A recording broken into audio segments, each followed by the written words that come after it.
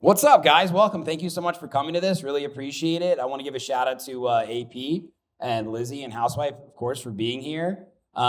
This is something that I am very passionate about, especially going to other cities. I feel like there's not a lot of access for local artists to try and learn more about the scene and the industry and the business side of it. And of course, the touring aspect, which is, I'm sure, a lot of your guys' goals, or at least you want to know more about. So we're going to start just with introductions, and Lizzy, you can go first. Sweet. Hi guys, thanks for coming. Beautiful, sunny, gloomy Saturday. My name's Lizzy Jane. I am a producer and podcast host and do some broadcasting for Insomniac. And I'm very happy to be here and hopefully shed some insight to any of your questions. And we have some really talented individuals here who have really built a community and also have different aspirations and goals. And I think we're going to be able to learn a lot. Woo! Give it up for Lizzy Jane. Yeah, legend. I'm AP. I know most of you guys here. Just a local humble promoter here in Denver, owner of 128 Productions. Takes care of his lawn type humble guy. Yeah, I was doing a little lawn work today, so a little tired, a little hungover, but you gotta do it, right? But no, happy you guys are here. This is something that I've talked with Sherm a lot in our conversations. It's really important. I think it's cool just to do stuff in the community, and a lot of aspiring DJs and maybe even some promoters that just don't know how things work because there's not really a lot of information out there, and just even hearing from a local level, I think could be really helpful. So pumped to share the stage with a couple great artists here. But you're a man of many talents, so I don't know. Multifaceted. But yeah, thanks for coming. Hey guys, I know most of you too. My name's Housewife. I'm a DJ and producer. I live here in Denver, and thanks Sherm for having me. Of course. I'm to be with AP and Lizzy as well. So yeah, thanks for coming. Of course, guys. Make some noise for the panelists here. People are walking by like, what the fuck is going on in here? Come on in if you want to know how to not get paid enough in other cities. I know most of you guys here as well. Yeah, well, that'll be a focus today. Sherm came here from Chicago. This is my fourth time playing in Denver, my second time playing at Larimer Lounge. I love this city so fucking much. I really mean that. I have so many close friends here. So it's really just great every time I get to come back and connect with people on a local level. But like AP said, yes, I do a lot of different things. I'm a DJ, I'm a producer. I have a podcast coming up on 250 episodes, actually, which is crazy. Doing a live event on Tuesday in Chicago. So I'm really excited about that. I co-founded a music conference with my friend Olivia Mancuso in Chicago called Chicago Music Nexus. That has been amazing. And then I'm also the A&R and label head for Hood Politics Records. And so I come with a lot of experience, but I'm doing this because I care so much about giving back to the scene, because without you guys and bettering the future, I wouldn't be able to do any of these things. So we're here to talk about how to break out of your local scene, how to go global, how to tour, how to do all those things. And really where I want to start is starting local, because I've seen a lot of artists, and I've made this mistake. You're looking to get out of your city as quickly as you can because that's how you become legit. That's how you get respected. That's how you get gigs. I fully disagree. I think you need to dominate your local market first in many different ways. So I'm curious to ask Lizzy, what role has Denver played in shaping your career up until this point? And what have been some milestones along the way that you think back to? So I totally agree with you, and then have some little disclaimers. Yeah. I'm actually going to take it back to Tampa, Florida. Let's go Tampa. Yep, because I've lived in Denver since 2022. Okay. But I started DJing and fell into a residency at one of our premier market clubs. The Tampa, Florida market is not as large and community driven as Denver. Yeah. So we had one main club, and that was called the Ritz. And then you kind of had nothing else. Yeah, the Ritz? You literally have. Does the Ritz go off though? And the Ritz goes off. Okay. It is owned and ran by Disco Donnie and Sunset Events. Nice. So if people who know Disco Donnie, they throw a variety of festivals nationwide.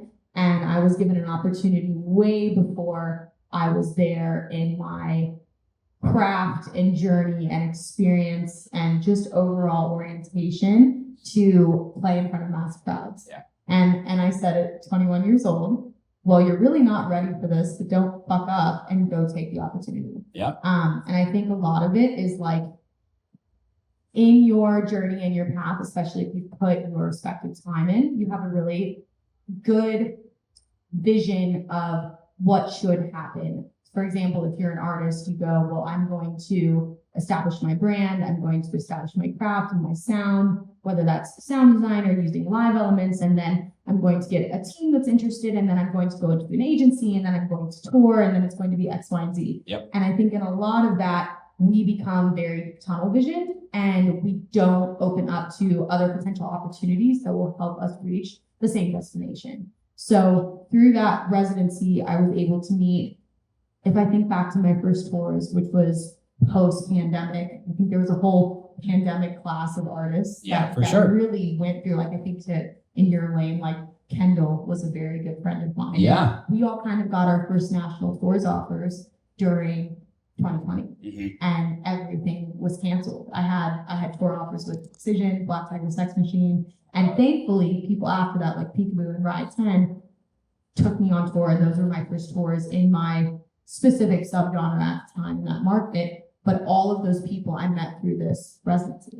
Wow. And it's very interesting because pre that, Nitty Gritty, who now is a part of Side Piece, the man, and also Nitty, and also has produced for Diplo and Pitbull and won Grammys and everything under the sun, was also a resident. And Trivecta was also a person from that city who came through the same club. So, and he's with Seven Lions and the Ophelia Crew. So I think that just with my own perception of what was available to me at the time, that was like the path to take. And that was the best way to be involved in my community in like a huge way at such a young age, to really like throw me to the wolves and say, I know I'm not ready, but every single time you do something, it's kind of like putting in your scores. It's like it takes, I think, 21 days or 21 weeks to make a habit or something of that sort. And I would go and I would DJ every Saturday, and then I was finally moved to Fridays where I wanted to be. And I got to play direct support for all of the main national talent nationwide. Everybody from Chainsmokers to Galantis to Seven Lions to DJ Snake. And coming out of that, I was able to tap into my community in a very small market and come to Denver, where I was able to like bring that community with me. That's amazing. And one thing too that you're making obvious, but is building relationships on a local level. Yes. To lead you to relationships on a national level. Just on quickly on that, one of the first ways I got an out-of-town gig was through Wookie. We all know Wookie, right? I met him by going to Amsterdam to go to Amsterdam dance event where we knew mutual friends, and I got the chance to hang out with him. He's like the fucking man. Actually, I think he's coming tonight. And he's the one who got me on his shows in LA and San Diego. He's the one who said, get Sherm on this show. And that sort of things I've seen it. Lizzy has talked about this on her podcast. So don't ever underestimate the power of, hello, honestly, but like being yourself and putting yourself out there is so valuable. So thanks for sharing that. One of the reasons I want to have AP on this panel, of course, is to give some talent buyer perspective, but he's such a humble guy. I don't think he's even realized the impact he has made in an artistic way. He started as a local with 128 and now has his hands in the pot with some of the biggest artists and biggest events in Denver and really nationwide too. So AP, what was it like for you in the beginning when you thought, okay, I want to get into this, I want to start throwing events? And what led you to actually want to do that and maybe not be an artist? Where did your passion lie within music? Yeah, well, when you said, global talent, I'm not a global talent, so I don't know why I'm up here. You're global to us, brother. But no, I appreciate the kind words. I never really wanted to perform in front of people. I can imagine what I feel like throwing shows and like getting that rush, kind of being behind the scenes is what you guys feel like as performers, being out in front of big crowds and, playing a dope ass track and having everybody go crazy. But I actually started just starting like small parties up in Boulder when I was in college. And it's kind of the same way as, networking with other DJs on a local level. I was just networking with other people that threw parties and people that wanted to party and that are listening to the same type of music that I was. When I was in college, house music really hadn't started to take over here in the United States quite yet, and especially not Denver. Denver was a little bit behind, or Colorado for that matter. But yeah, so basically just started networking, knowing other kids that were throwing shows. I actually started throwing bass shows first. There was a small group called Angry Neighbor up in Boulder that I started with. Shout out. Shout out Reed. But then I was like, hey man, I got a group of people that really, like house music, and I could, can we basically use your space to throw a little party? And it kind of snowballed from there. What was your question? Honestly, you're killing it, man. This guy's like, I'm on too hot of a roll right now. I better answer the question. Well, I mean, when did you actually say, okay, I want to form 128. I want to start making my mark locally? Right. Well, okay. So I started throwing shows kind of under the other guy's umbrella, and really, we just kind of had some differences of opinions as far as like what I wanted to do as far as shows. Like I wanted to add more production and grow it a little bit bigger. He wasn't really into the house scene. He just really didn't understand it at that time. And so I was like, you know what? I can just do this myself. And so I just got a couple of group of my friends who are part of 128 now, and just said, hey, should we just start doing events? And at the time, I really didn't even know what that entailed. It was kind of learn as you go. Had a lot of mess ups.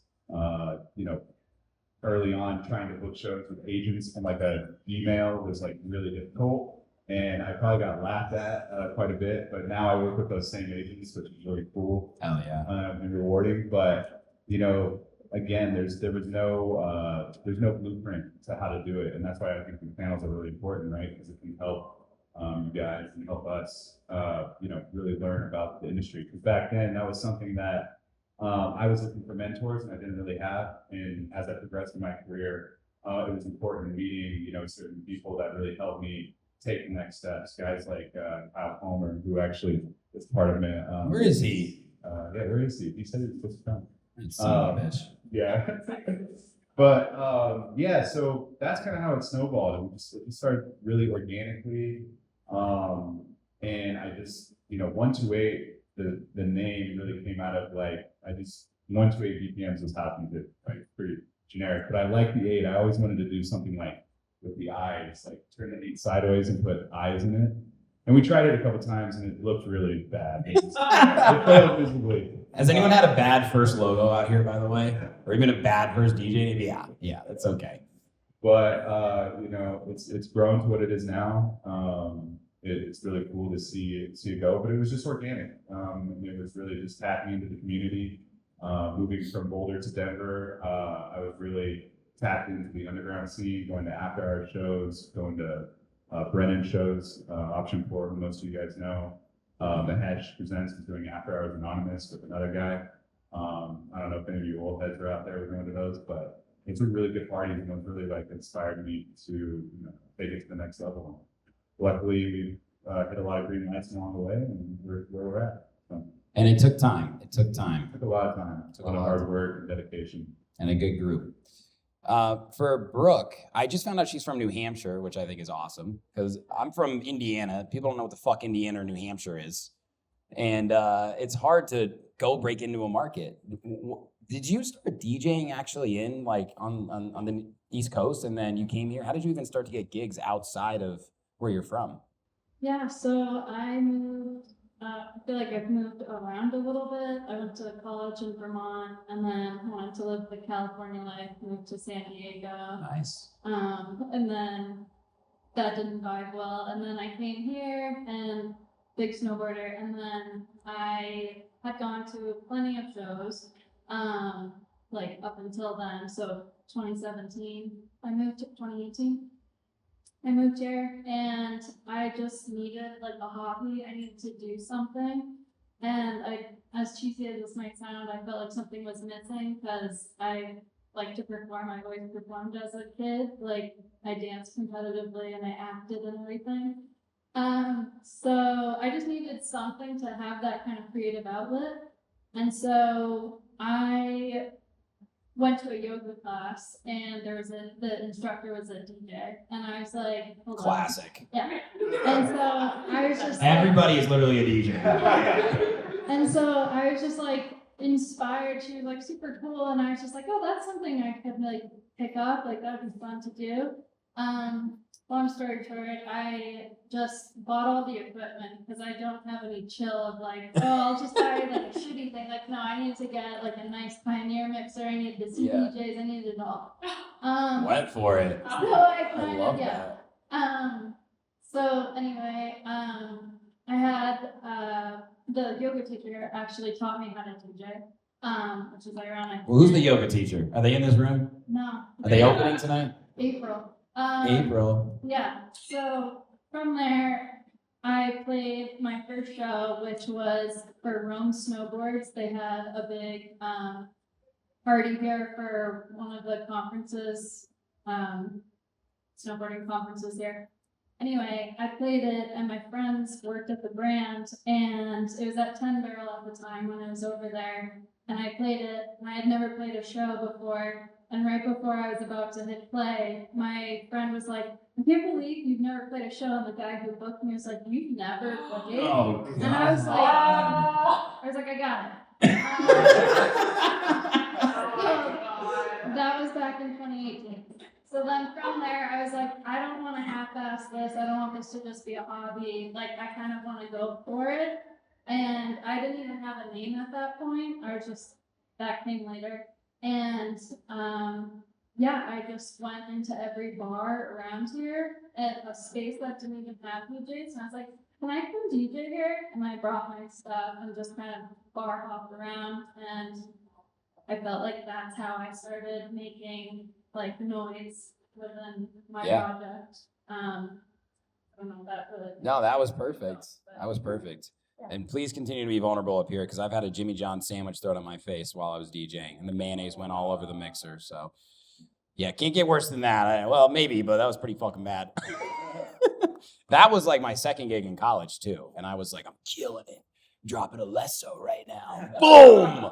Italian nightclub to the face. You guys got Jimmy John's here, right? Yeah. Okay, all right. That joke would not hit. Actually, my first job in college was Jimmy John's delivery boy on a bus. Dude, humble beginnings. Now he's a talent buyer. Next, he's gonna be a DJ. I could DJ a little bit. Yeah, I feel like I was telling Brooke this story before, but Chicago is a really interesting scene. I think a lot of cities. Is everyone here from Denver? No? Okay. Yes. ID guy is definitely from Denver for sure. Shout out to the ID guy. But coming to Chicago, I was like, how do I break into the scene? What do I do? You know, it can't be that hard, right? And basically you're like, yo, get the fucking line. Who is this guy? You know? So I was like, what do I do? Like, I want to play house shows. I'm making house music. Maybe I should just like try and throw my own parties. So I literally had 2 speakers and I had a mixer and I went around just like Brooke did to a bunch of bars and restaurants all across Chicago with my friend being like, yo, like selling them. Like, we're going to bring like 100 people on a Friday night. Like, do you have an event space? We'll set the speakers up right here. They're like, do you have any credibility? Have you ever thrown an event? We're like, nope, not at all. They're like, okay, well, we're going to pass. Yeah, we're a restaurant. Like, no. Finally, this place called Broken English, taco place, they had an event space upstairs in Old Town in Chicago. And so they were like, fine, I guess. Like, we're not using it. Go for it. Like, you can have 20% of the bar. We were like, sick. Can we have free bottles, though? Yes, that was awesome. And I was like 2018 in Chicago. So I'd been there for about 3 years, I think, at this point. And we rented subwoofers from Guitar Center. I pushed the seats all the way up in my friend's Toyota Camry so we could fit them in the back. We're driving like this, literally, because the seats are all the way up there. We're carrying up the subwoofers. I'm banging my knees. They're bleeding while I'm setting up the CDJs just so I can play house music. And it was all fucking worth it, to be honest. Like, I realized then, well, looking back now, I was building a community. And I was booking my friends, and we were all having fun, and there were people coming that I hadn't met before. And it's because I went so far out of my way to do this. Yes, it was a little bit, I don't want to say selfish, but I was trying to put an opportunity in front of myself when I wasn't getting any. And I think that's really the key to the first part of this conversation. I want everybody to know, whether you guys are at year 10, year 1, day 1, whatever it is, you have to believe in yourself more than anybody else, because you are going to be your own biggest fan. And people are going to show up for that when they see that you're putting yourself out there. It's like with social media. You make content, You think it's going to do great. Nobody comments or likes or shares. And you're like, I put my heart out there on that post. And nothing happens. Like I spent 12 hours editing that. Yeah, 12 hours, or you spend $1,000 on it, or whatever the hell. I don't know. But the point I'm trying to make is just like put yourself out there, go out of your way, and people will eventually take notice. And I think they all in different ways just said that, right? So obviously we talked about here being local, starting to get more gigs. The next topic is booking yourself versus getting booked, obviously, which I just mentioned. How did you book your first out-of-town gig, Lizzy? So this was a year before the pandemic. I was still at the residency, and I had a few solid releases. Again, you look back at your first releases, and I'll always tell everybody to go to like your favorite artist's SoundCloud and go as far back as humanly possible. Yeah. Because I always say this, and I say this on the podcast, I say this to the kids I teach through my Patreon. As soon as you start, the closer you'll be to like stop sucking, because like everybody sucks to begin with. Like it doesn't matter if you're like riding a mountain bike or snowboarding. I'm trying to make this Denver-esque, but like that was good. There's so many technical aspects, and I was very privileged and blessed to have a classical training in music, and I was a metalhead and in metal bands like my whole life until I made the switch to audio engineering, and then it was just kind of like creating the sound that I had in my head in the DAW, whether that was Ableton or Pro Tools or FL or Reason or Cubase, and from that point, I released really shitty bootlegs and really shitty originals, but I kept putting them out. And my first song, I think, was in 2017, 2018. And I started, now I make drum and bass, melodic bass, overall just dance music. And I made like freeform, deep dub bass, because I was like, this is the best I could do.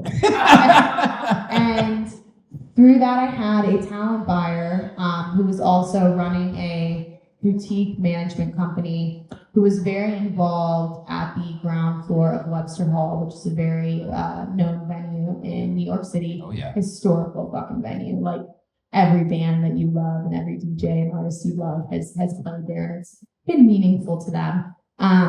He reached out and said, hey, I can't pay you anything, but do you want to come open for Night Party? I was That's what I oh, opened yeah. with. Yeah. We'll pay you an exposure. Yeah, I'm gonna pay you an exposure. And I said, I'm in college and I'm working at Morton Steakhouse full time. And sure, let's do it. And I honestly think I almost got a credit card to do this, and I'm not telling you to get a credit card to pay for your flights. That is 100% the wrong financial advice, and I'm not the person. This is sponsored by United Club. Ever. But I said, okay, this is cool. Let's do this. And my first out-of-state booking was opening for Night Party at Webster Hall. That's so sick. And I played first, and I played to a very, very small crowd. And then he became my first manager. So from that, I very slowly, this was pre-pandemic when I had no other market experience except for the Florida markets, which Florida is kind of like Denver, honestly, in a very weird paralleled way. When you throw politics aside and everything else out the window, you can get stuck in it really easily. I think that we have, like, in Florida, we have like our Tampa market, you have your Miami market, especially for house music. You think Club Space, you think et cetera, et cetera. You've got Orlando, you've got Jacksonville, and you've got colleges, so you've got Tallahassee. So there's really like these 5 sub-markets that you could play. And a lot of people really get to that point where they're just like large regional act, and they can get stuck because a lot of people will come, and especially like my first large tours were, hey, you bring value here, because as a headliner, they want to bring on support who either A, this is just a matter of fact, they sell tickets in a market that they may need help with or want you to bring value to. 2, they're ghost producing for you, and this is their reason to say thank you, and they're putting you on, at least in my experience, in bass music.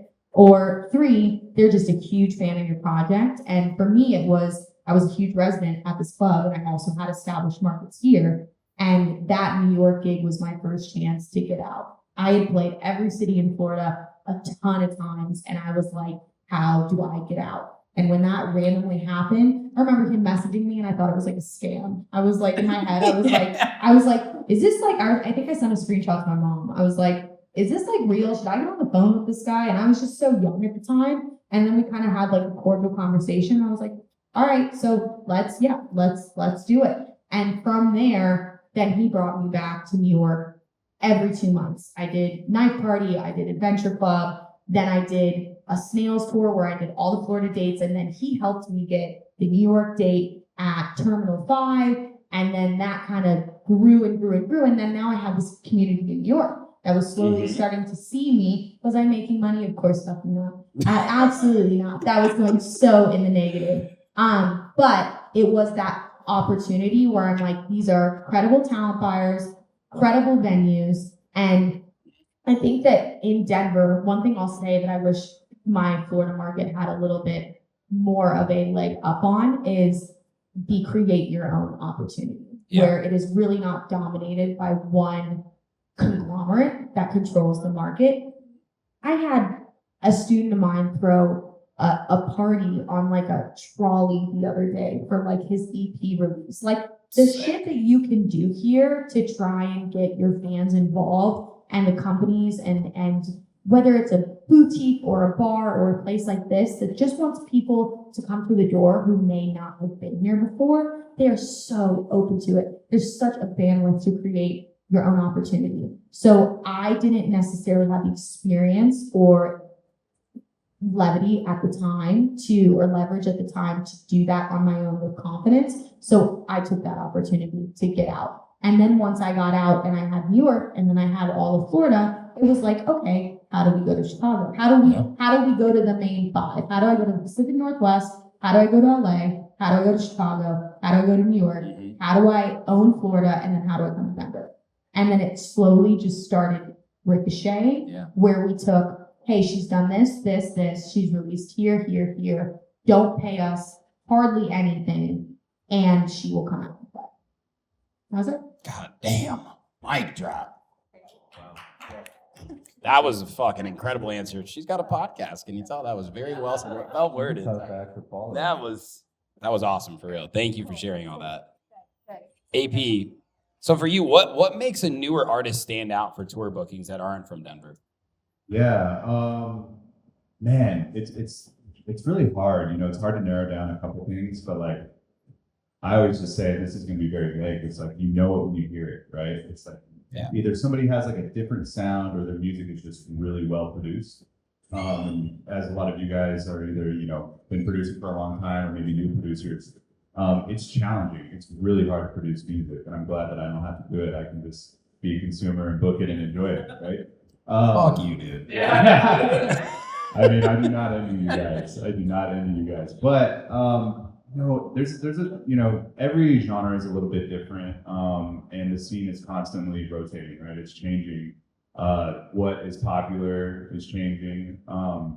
And I think there's like kind of two lanes. There's like booking what I like to listen to and what I think is good music. And then there's also, as a buyer, booking what you think is going to sell, right? And now more than ever, the social media age and content, it's kind of gotten harder to see. It's like, okay, you know, we booking stuff off of TikTok, like this video has 1 million views. Is that going to translate to ticket sales here at the Larimer Lounge, whatever we may do? And, you know, to be honest, it doesn't always translate. You know, sometimes it does, sometimes it doesn't.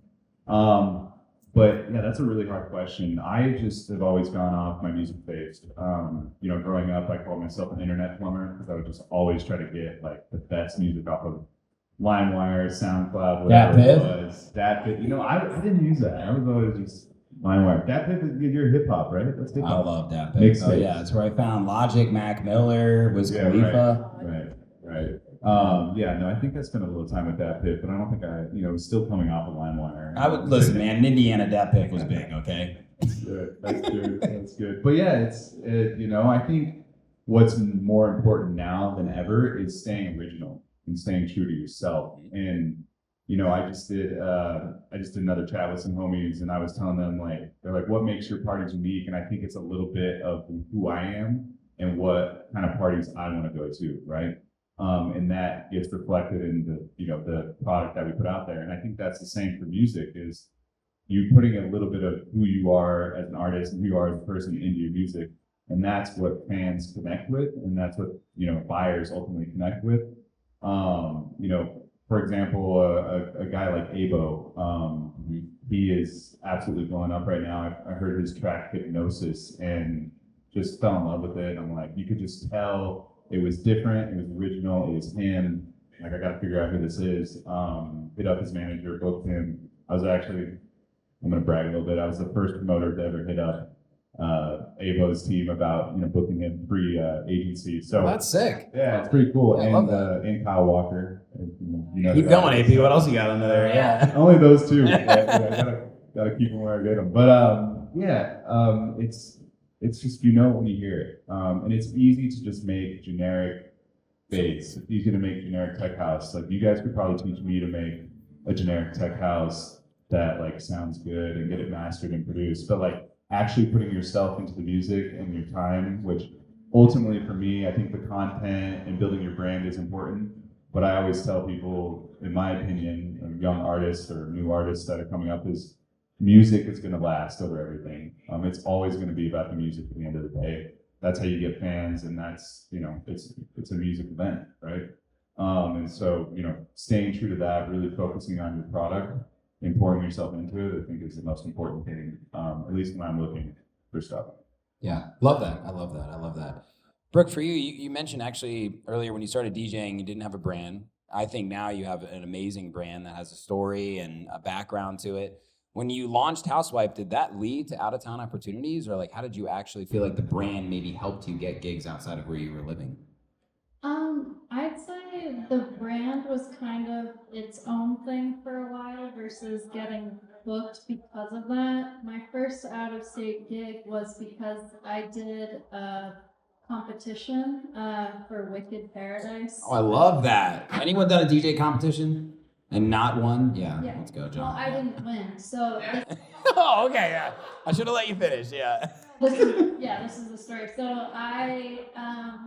I think it was to play in Miami or whatnot, and you submit a mix, and it was just after COVID.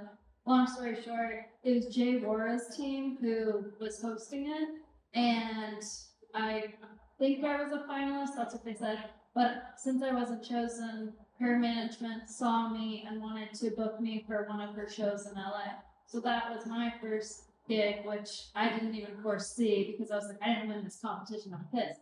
But it opened a different door that I wasn't anticipating, which was even better. For the past couple years, I've been trying to connect my brand with my music to get those out-of-show bookings, because sometimes, well, for me personally, I want to have like a nice brand and everything like that, but I need it to also mimic like my music as well. So it's taking time. I'm still working at it. And I hope that these gigs that I am getting is because of my brand and not so much like brand and music, obviously. Yeah. No, I love that. Branding is so important. Over the past couple of years, I've really leaned into my brand, which is just Sherm. Like, my name is Matt Sherman. I go by Sherm. That's what people call me. Who the fuck else am I going to be? I don't know how to do anything else. And in the beginning, I was like I said, I was trying to throw house parties. I was trying to get like underground tech house gigs because I thought that was cool. That wasn't me. That's not me. Me is right here. The guy on the mic making jokes, chirping at Josh Fetz for wearing all black, thinking he's cooler than everybody else here. Me is the Indiana Pacers fan that's wearing the Tyrese Halliburton shoes right now. Me is the guy from Chicago who loves actually drinking Malort. And I just said, how the hell do I start putting all this together?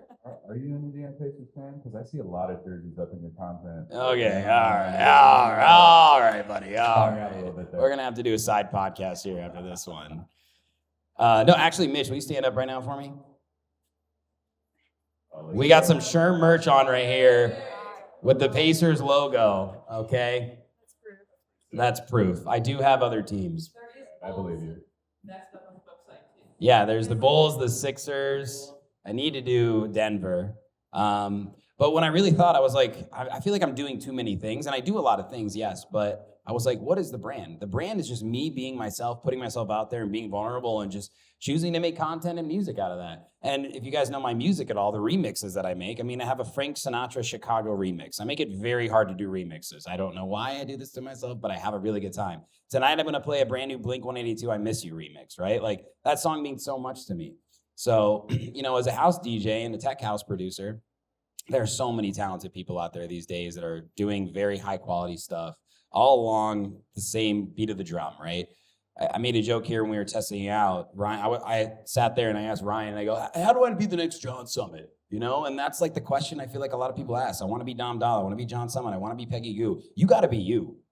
You got to be you.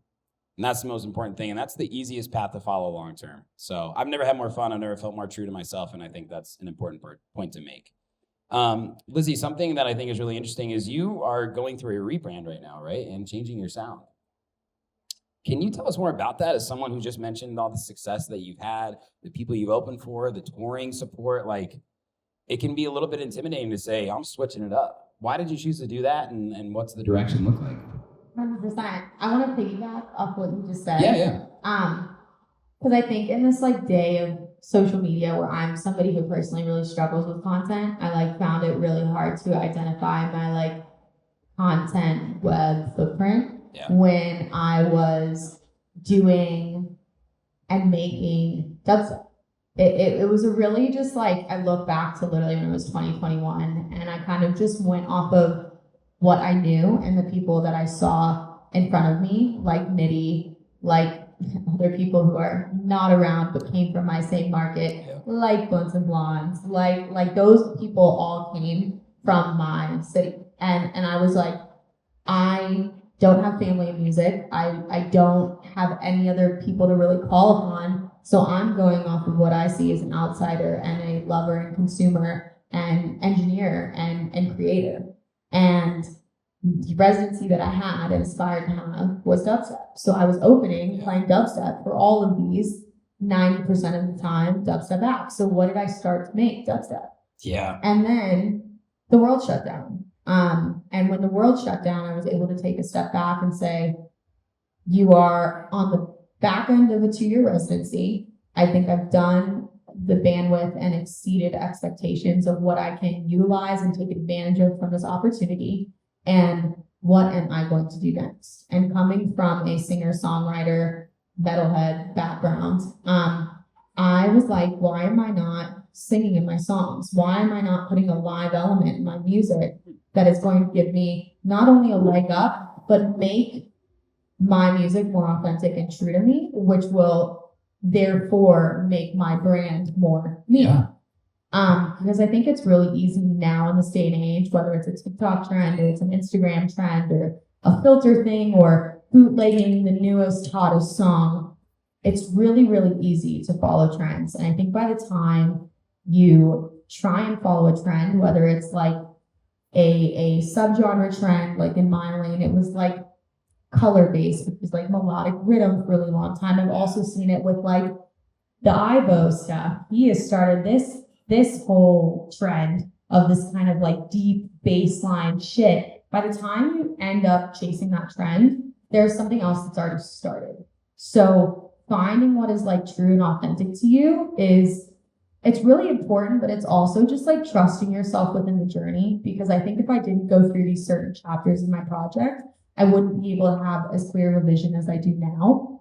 And I always think it's very hard because we're always focused on moving forward, but being okay with taking 2 steps back to move 4 steps forward is something that you potentially have to be okay with when you identify what your timeline wants to be in music. I think a lot of people say, a lot of people's goals and just journeys are different. There is the trajectory where we go, I'm going to follow the formula and I'm going to, in this day and age, take the nostalgic songs because we're living in this age of nostalgia. You look at a craze. I know Charlie from a really fucking long time ago. He used to make Jersey Club and dubstep and hard trap. And he used to produce with 4 and make nothing in the realm of house music.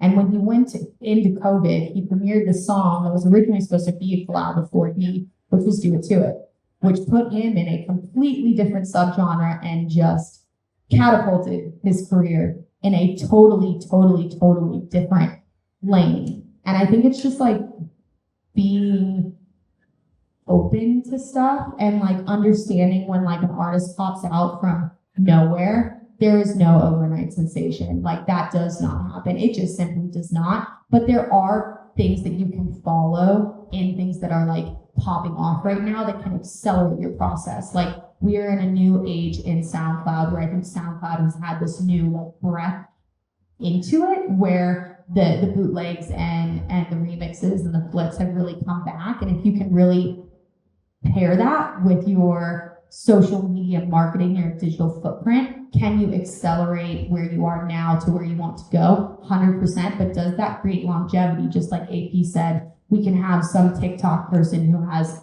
5 million followers, but they can't sell 20 tickets. Can't sell one ticket. Yeah, exactly. So like, does it translate? No, it doesn't, but there's ways to accelerate it. But if your goal is longevity, you have to be open to reinventing yourself, and you have to be open to feeling like we change as people. And I know I'm so out of number right now, but we're just in it. I was thinking you Las Vegas last night, so I'm just gonna put that disclaimer out there. But it's like you change as people as you get older. Like your taste change, your musical ability changes, like the things that you experience in life changes, and the way that you want to take those experiences and like create your own art. It's okay to change. And I think with like the rebrand and everything, I was so a dubstep artist until I was like 24, 25. And I was like able to do Lost Dance. I was able to do Bass Canyon and tour the Excision and play Mission Ballroom. And then I was like, well, I'm going to start putting my vocals and everything. Well, heads up, this like raspy singer-songwriter vocal writer that isn't like a pop, top liner, belting my voice vocalist, that doesn't go really well with dubstep. No. Yeah, newsflash. So we like robots and dubstep. Yes. We like Katy Perry on crack, and let's hit like the most unrealistic note. I'm afraid of Lost Lands, legitimately afraid of Lost Lands. Hey, it's a very cool festival. Thank you very much.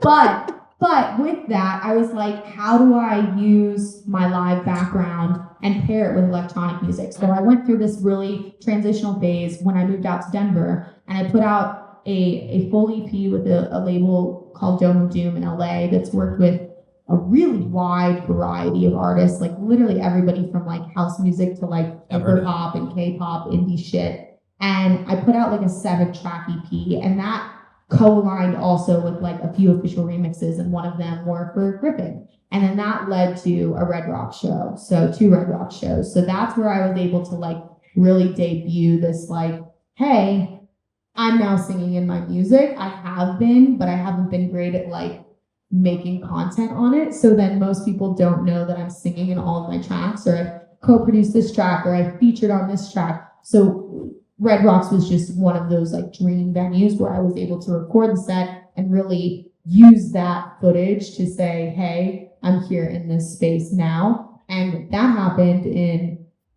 fall of 2023. EP started coming out right after that. And that was kind of like my last year. And now moving into this year, we actually have the first of 8 records that are coming out next Thursday through the end of 2025.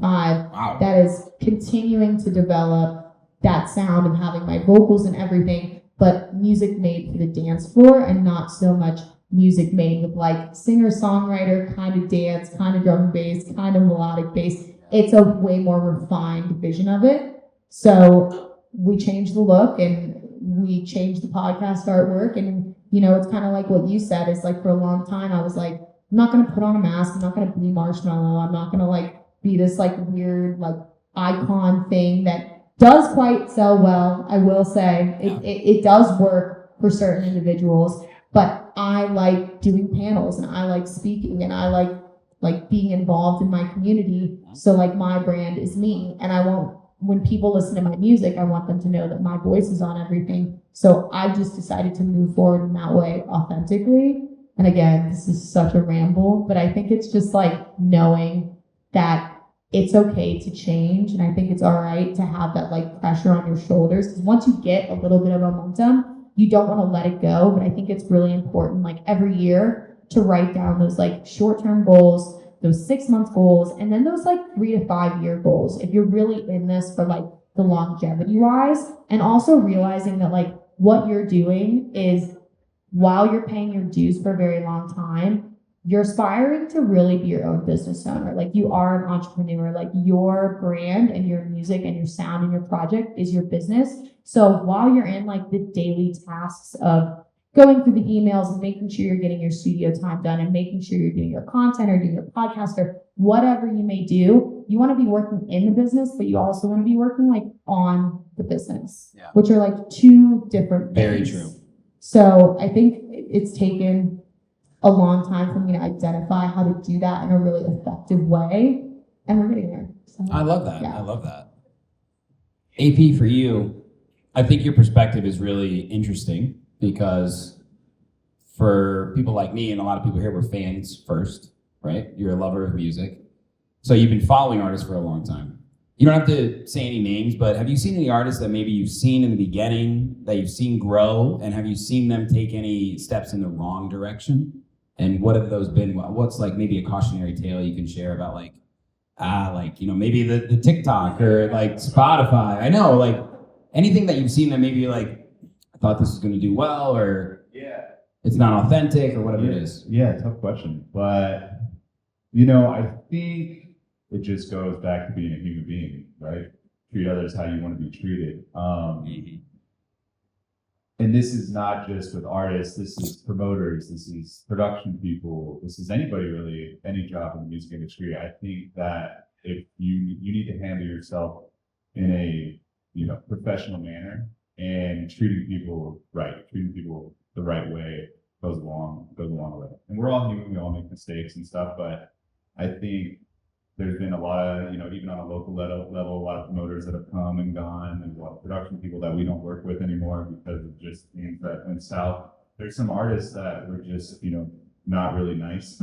It's like a simple way to put it, and didn't really treat people the right way.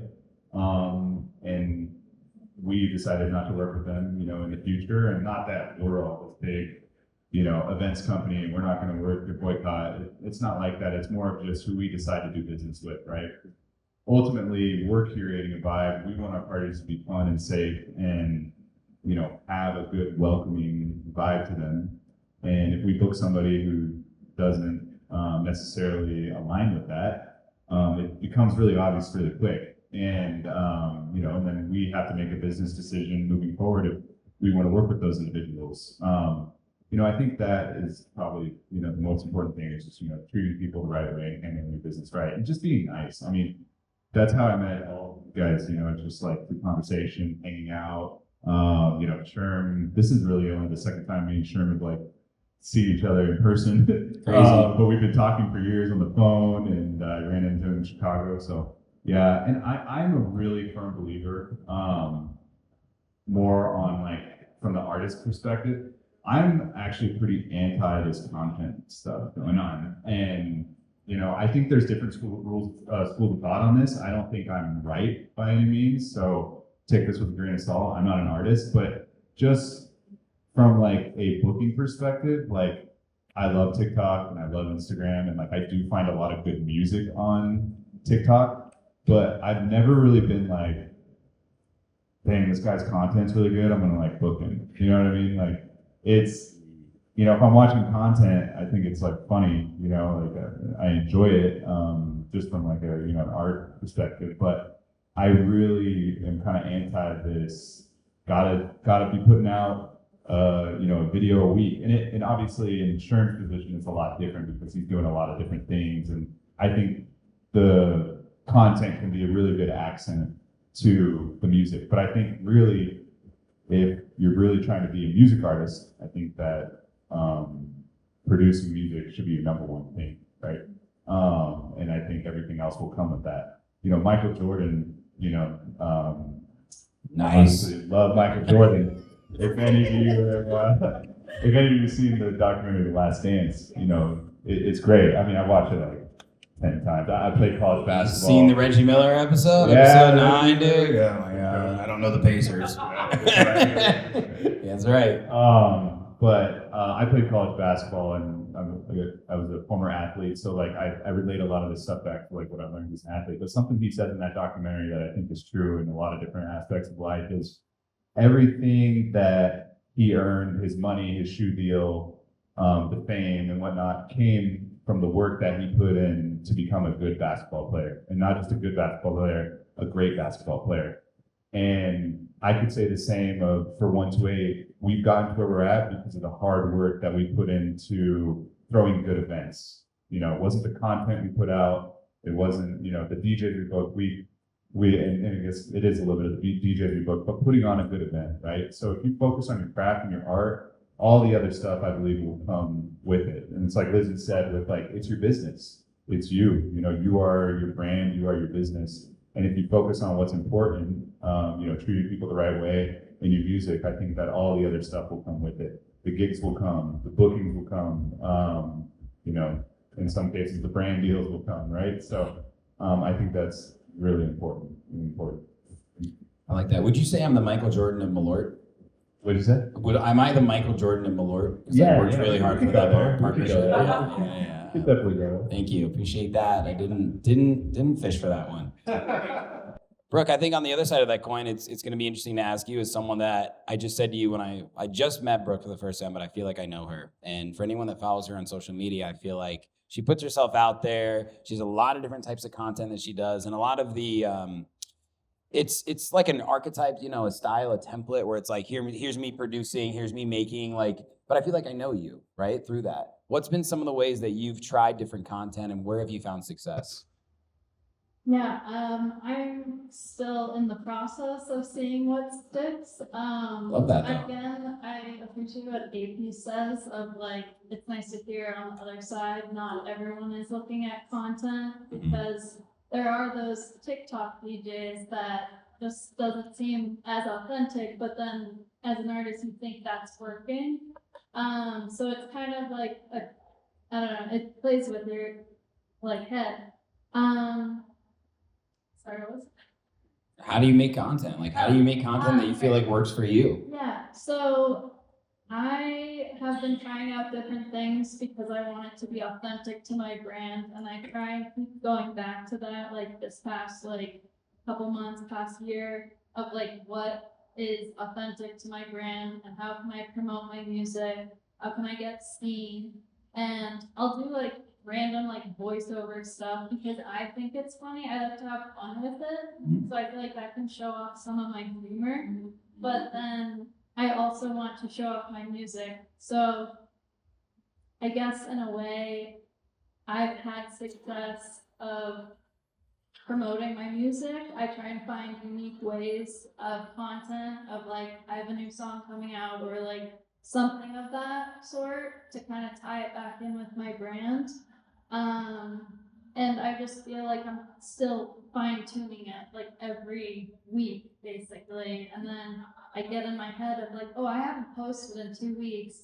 And then I freak out. And then I'm like, but I'm focusing on my music. So it's like this weird thing, this weird time that we live in. So yeah, I think it's a constant upkeep and just seeing what does feel authentic. Maybe that turns into a series, but I don't. But you're having I'm fun. not striving for that. I just want to show my brand in a cool, authentic way, and I'm constantly learning that. At Winter Music Conference this year, obviously content is always like a epicenter of growing your brand and stuff like that. And the panel that I moderated was Tools for Independent Artists, and there was a lot of interesting people on this panel. And this girl, Zoe Shanks, who has a lot of different experience in the music industry, she currently runs Justin Martin's new label. She's worked with AC Slater. She's managed a lot of different artists. And she said something that struck me so hard that I've been thinking about: quantity over quality. Quantity over quality. Which is crazy because I was raised on quality over quantity. I got to make this a great video. It's got to be edited. It's got to be perfect.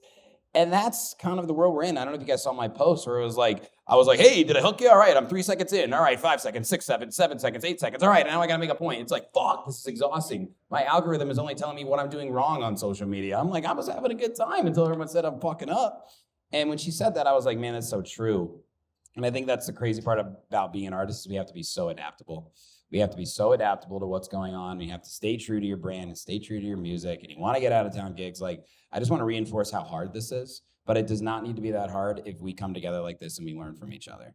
So I just wanted to make that point that if you have an idea in your head, like an idea for a song, you have a melody, you record it on your voice notes, right? You come back to it, or you're making something in a project and it doesn't sound good and you take another melody, like make content like that. Just put stuff out there. It doesn't have to be in high volumes, but don't put the pressure on yourself to be like, it has to have a trend. It has to have a hook. It has to just do it. Just do it and have fun with it.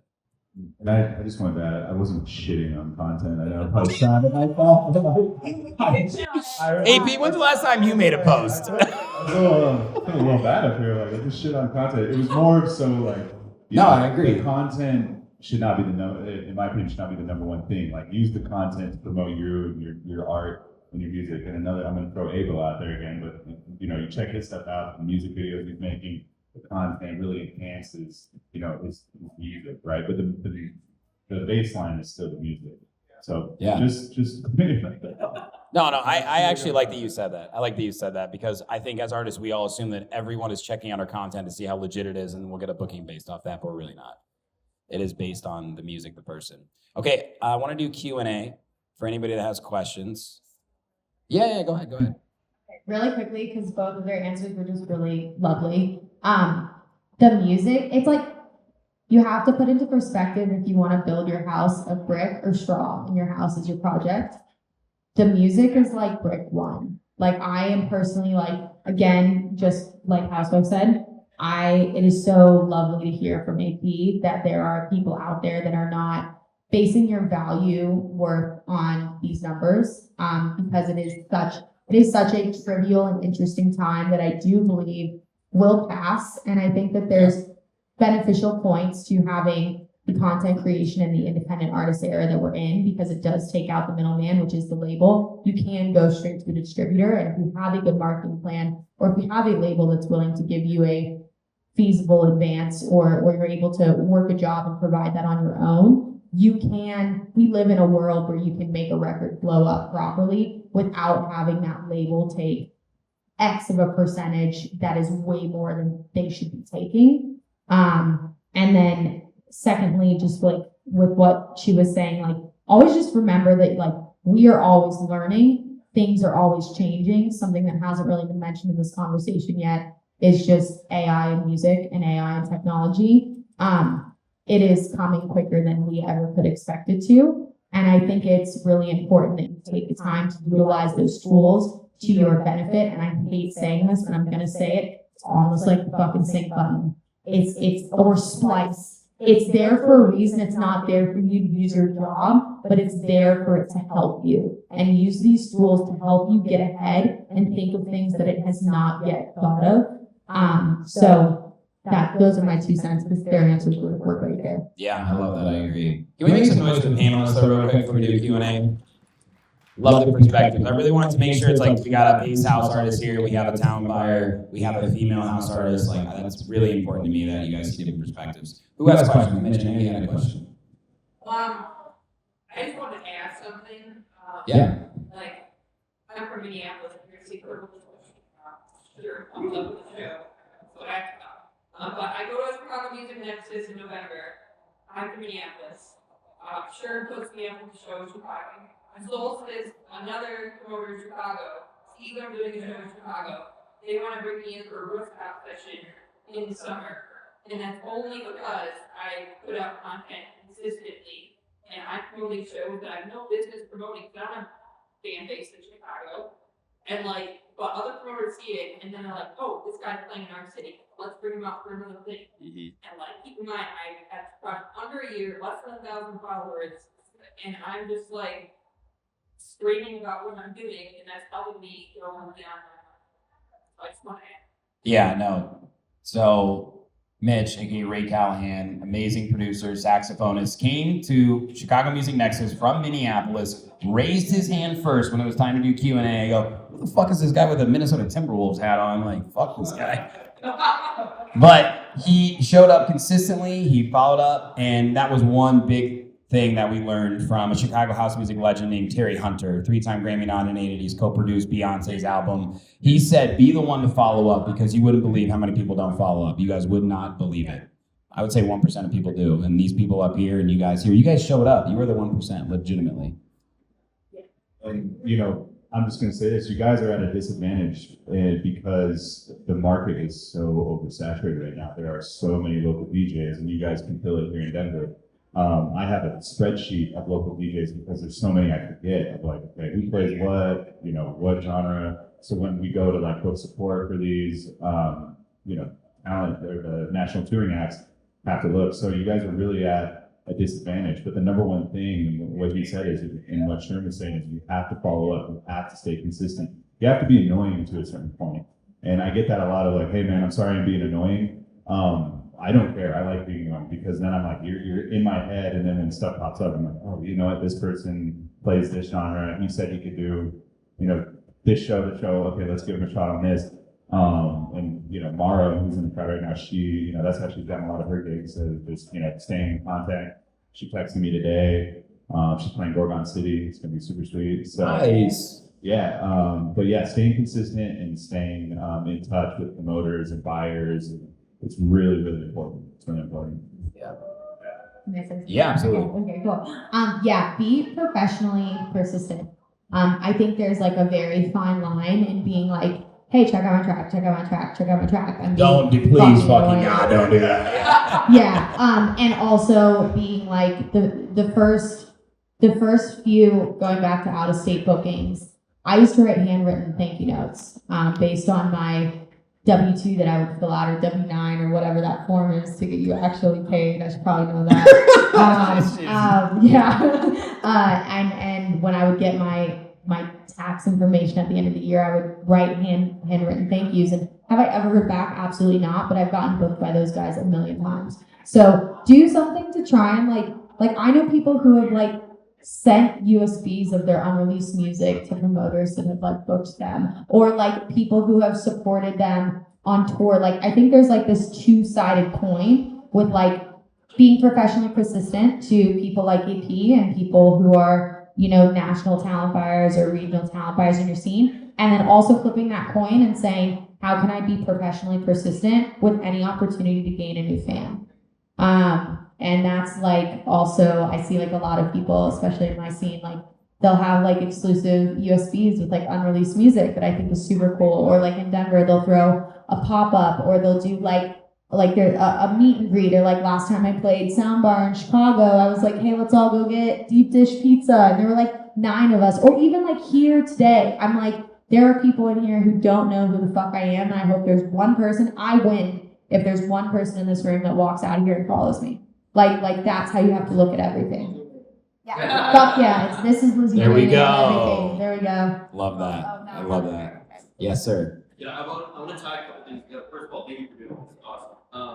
So I want to tie in, and I'm happy to drop this name, but I was talking to somebody who I think we all know because I was awesome music, but also social media presence. I wouldn't say the game, but he helped me put social media into perspective a little bit.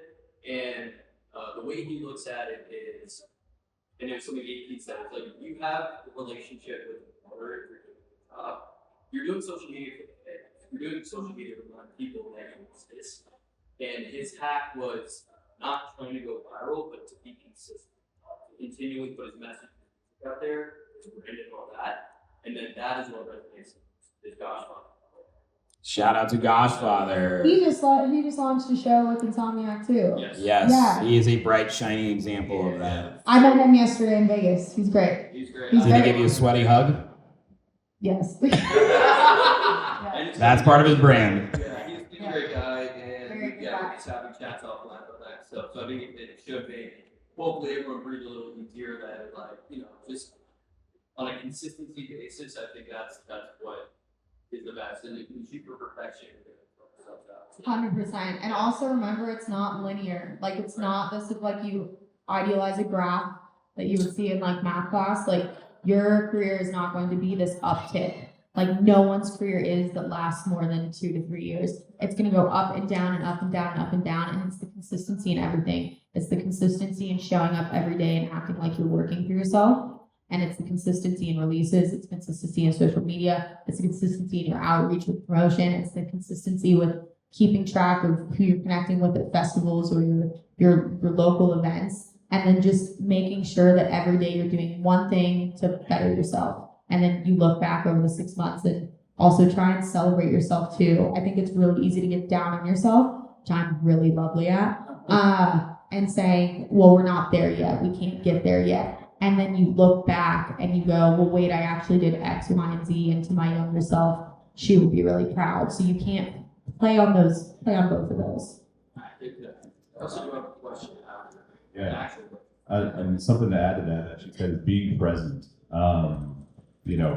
Will, he comes to all our events and he's always there. He's always emailing, hey, I'd be a good fit for this. And I think just, Fucking go, Will. Yeah. And just being present in your scene and in your community is like just such a good way to get gigs and to be a part of it is like, there's so many DJs, so many artists on the local scene, and they're, why am I not getting booked? But I sit at home all the time, going out and supporting those shows, those local promoters, like it goes a long way, and like 90% of the people we book are people that we just see out all the time that come to our shows, and Josh can attest to that. So, being present is really important. Yeah. What's your question, John? This one's actually, I like this question because it's a very debated topic. Somebody that I talked to recently said that your music is not the product, you are the product. Agree or disagree? Your music is not the product, you are the product. And your music is the marketing for yourself. I've heard a long time ago that an artist is the business, or what is it? It's like the artist is the business and the business is the brand. And I have talked to a lot of people about that who strongly disagree. I think the only way to be the person that you are is through whatever form of art that you want to put out to the world. I'm a huge fan of actual artists, like, fucking Da Vinci or whatever the fuck, Michelangelo and shit like that.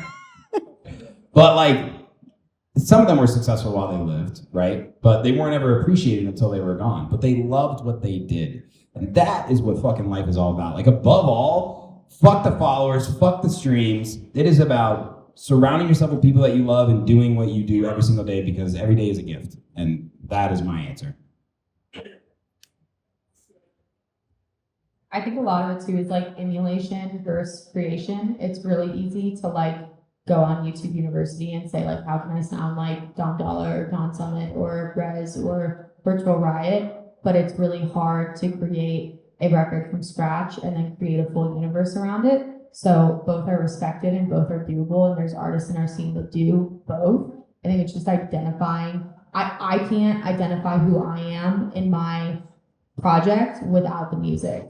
And I don't know if that's the right answer, I don't know, like, am I rolling in the fuck you money? Absolutely not. But I also think that in the age we live in, where like what you said, like a lot of art, it wasn't appreciated until they died. Like, we live in this like oversaturated, overstimulated universe right now. And I'm like, if I can reach one person, then I'm doing my job. And I can be happy and content, because the second that I start making art for someone else, I lose myself. So that's my personal deal. What do you think, AP? I don't know. I'm just a big music lover, so it's hard for me to like, I don't know. I guess we grew up in the YouTube age where you could actually see these artists. But like, when I fell in love with a lot of my favorite DJs and whatnot, it was just all off their music, but again, everything's it's always changing. I don't know if there's a right answer to that with anything, but I'm a firm believer the music is the most important thing. It is a hot topic. What do you think, Brooke? I think I was a DJ first before producing, so I think that in that case, it's like you're kind of the business or the marketing is who you are, but then when you start producing, I think that's where it starts coming into play of you want to showcase, and it kind of transforms your brand a little bit too, of like, okay, this is the identity I want to have, this is the sound I want to have. And I'm gonna tie that together. So for me, it was DJ first, I was the brand, and then now I'm starting to intertwine of like, what's my sound? How am I gonna? And I think that's now going to be the foundation, and I hope that's what people start recognizing me from is my music, and then the brand comes with it. Yeah, I love that. It's a good question, John. Anybody else? Yes, sir. Will. MVP. Yeah, I want to get you guys' opinions on like playing too many shows. Obviously, you're touring. You know, you want to do as much as you can. But in the local scene, I found maybe if I play 3 Saturdays in a row, that third Saturday is kind of dead. And you know, some venues have those built-in crowds, and those are good. But just wondering your opinions on choosing the best ones or trying to get the most exposure as possible. What do you think, Brooke? You got the mic. And just the question for people that are watching this later: DJing too much locally. What's our opinion on that? I started DJing like every weekend. This is like 6-7 years ago, and I was getting fulfilled by that. But then it was more quantity gigs than quality gigs. And then as I started getting bigger shows, I felt fulfilled in that sense. And then I just started to recognize, what is this show going to be beneficial for like my brand, and is it a good fit? So I think, and it depends if you're like short on cash and need a quick check. I think that's a different story too. But I have stopped like doing like so many like in one batch basically, or like 3 shows a weekend or something like that. I'm doing 2 shows this week, but whatever. It ebbs and flows. But I think just taking the gigs that you want to be a part of, or that, you know, versus like, quality over quantity is mine. We want the hard truth, or do we? Yes, they do. Now, it's hard because a lot of people in the scene and local DJs, you know, it's a part of their income, right? Taking gigs and getting paid, it really helps out. And, you know, at the end of the day, I'm never going to tell anybody, you know, what to do and not to do. But from a buyer's perspective, at least on a local level, well, one thing that is a big turnoff is if somebody's playing every week, if you're overplaying yourself in the market. Because now more than ever, with it, and I'm using this a lot, but oversaturated, there's how many venues just on this block that are going to be blasting house music here within the next hour. And there's a lot of competition. And what goes along with that is it's expensive to throw these parties. You know, the rent for these buildings are a lot for the owners. To book DJs, it's more expensive. It's more expensive to book DJs because their travel is more expensive. To get a plane ticket, to come here, you know, if you book a DJ for $2K, I mean, how much of that are you guys actually seeing? That's a When it goes loss. from It's a loss. agency, Yeah, it's a lot. probably nothing. It's probably a loss by the time they pay their agency, their management, their plane ride, their hotel, photographer. They're probably not even breaking even here. So, Yes. Editor afterwards. right, exactly. So now more than ever, we are relying on local DJs and artists to sell tickets, to bring their friends and to get them to buy, you know, a $10, $20 ticket. Just because it is so competitive and these fees are really inflated and it's really hard for promoters to make money, especially independent promoters, right? I'm not talking about the Insomniacs, the AEGs, and Live Nations. You know, on a local level, it's really hard.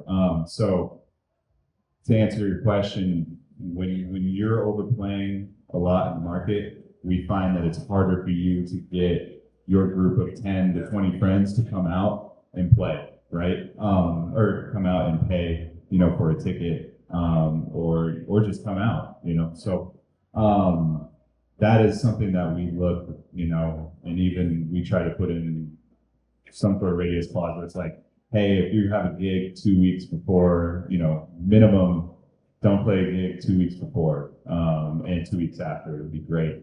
But again, that's a hard ask too when DJs are using it as part of their income as well. So I get both sides of the argument, but from a buyer's perspective, I'll most likely book somebody who's not played in a while, who I know is going to promote the show well and hopefully can bring out a small group of people. And it's kind of, it sucks, but it is a hard conversation that we've been having more and up front where we didn't used to have to do that back in the day. It's kind of a new thing within the last 3 years or so. I won't speak on super personal experience or go back into my backstory because I kind of talked about it throughout this panel, but I think it's identifying where your values and intentions lie, and like what chapter of your project that you're currently in. I think the value will always lie in numbers, and your numbers are how many tickets and how many heads you can bring through the door, because that is what the talent buyer or the local promoter is paying for you, and that is what is holding true to your value. And I think it's also identifying if you are a DJ who does not produce music. I think that this goes, I don't know, I work almost at a full-time job when I put all of my different forms of income together, so I have the ability to say no to certain offers that don't align with my vision. I also am 7 years into this, so I think if you're in year 2, this is so different. I had a 2-year residency where I played the same city for every Friday or every Saturday for those 2 years, and noting who the fuck I was, and then everybody knew who I was. And then I removed myself from that residency and I took a step back, but it was really, really hard from my personal experience for the local buyers in the state of Florida to then see me as a national legitimized act. And I think that if you are a producer that is then learning how to DJ, your production and your brand are to be held to a certain standard in which you're going to identify. And I think you only take gigs and offers that align with those intentions. And that's going to hold value. Less is always going to be more. And as you continue to grow, I hate it. Like, I really hate it because I love art and I love music so much. But like, the ticket numbers and your ticket history in a market and your social media numbers are going to be what matter most right now in the current climate that we're in.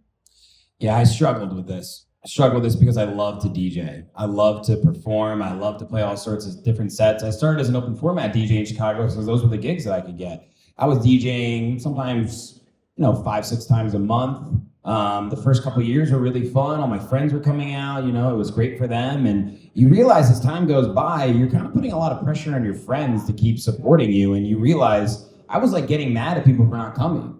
And I'm like, they're like, dude, I come to all your fucking shows, man. And you realize that like there's a fine line locally of you realizing that your friends don't always want to be your fans. And that's fine. Put yourself in their shoes. You don't always want to go out all night. You don't always want to do these things. You want to do something different. And it's really hard to separate yourself. And I would recommend you do that first, right? Like, who's really coming and how much pressure am I putting on these people? Because then I'm just like, you're making it a job. Like, keep this shit a passion. Keep this positive. So I DJ'd all these open format gigs for years. I had a lot of fun. Then all of a sudden it got real fucking lonely, And I was like, damn, like I'm finally playing these really cool clubs and like high-end places. I'm getting paid well. And I've had a day job this whole time too, right? So like I had the power to say no, but I legitimately love DJing.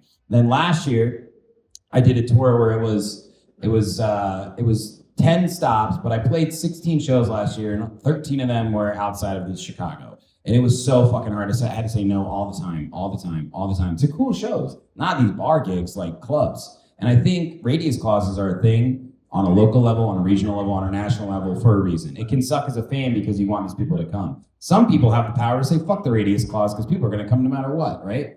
But I think that there's a valuable lesson to learn in terms of figuring it out locally. Like, what is this gig that I'm doing? And then, of course, I think the caveat is really important. Is this your full-time job? Is DJing your main source of income? If you are going to do it as your main source of income, I would not socialize all the gigs that you're doing. Because I can tell you as a talent buyer myself in Chicago, you are not getting gigs at some of these big shows if you are a club DJ, right? Not that there's anything wrong with that, because I was a club DJ, and fuck, some of those guys can rip way harder than these guys that never DJ, right? But that's the industry. And so I think that's a great question, and to each their own on it. My experience was scale it back in order to grow more locally. Yeah. Okay, any other questions? You need one more? Mitch, I have a yeah? question for AP. Yeah.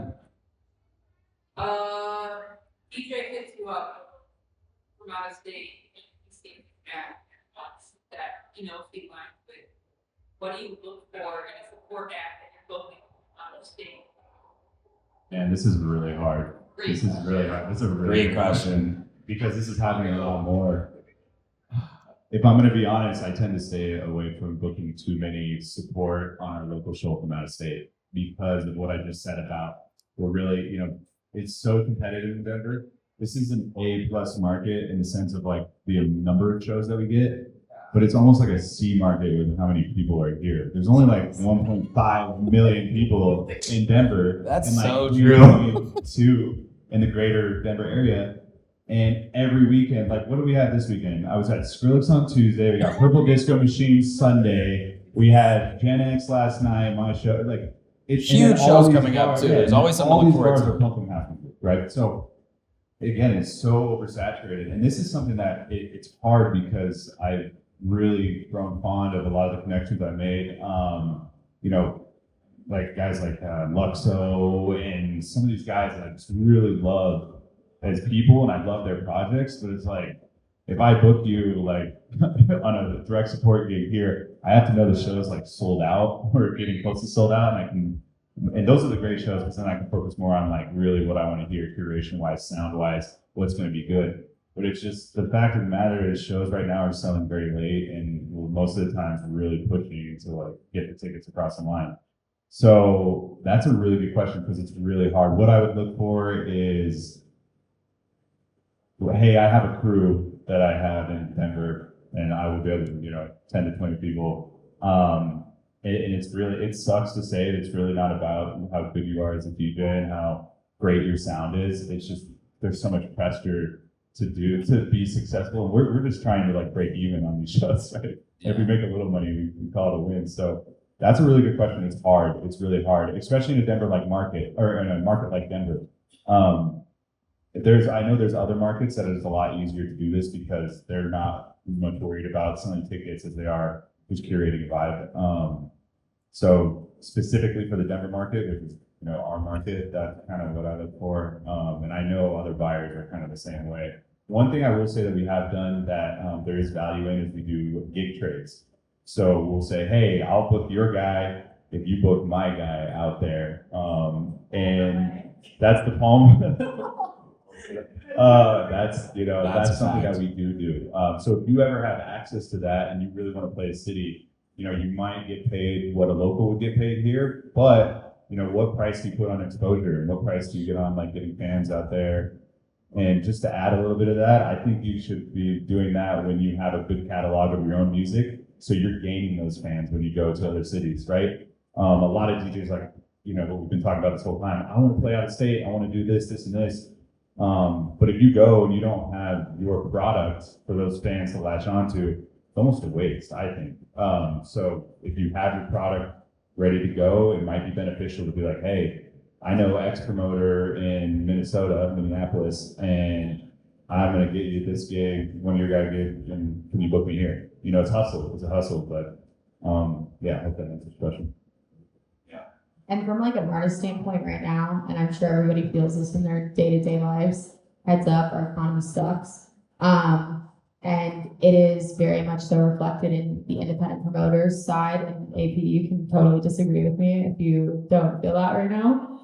But I, from an artist standpoint, have seen, we've just seen a huge drop off in a lot of independent promoters that I would hit on a bi-yearly basis in certain markets, not able to have that additional spend for national talent support that they've had before. So I hate to compare it to the time that we were in the pandemic because it is so not that, but only lose if you have something to gain, like what AP just said. Only take the loss if you have your shit together and you're gonna go and present a really great packaged box with a bow on top, and you're gonna walk away with fans. Because right now, I think in the state that we're in, after the pandemic, we lost a lot of promoters that would take chances on artists for the first time. And we are now in another minor resurgence where those independent promoters, unless they're part of the conglomerates, like the big three, are they just don't have that spend to deal with anybody but the headliners. So you kind of have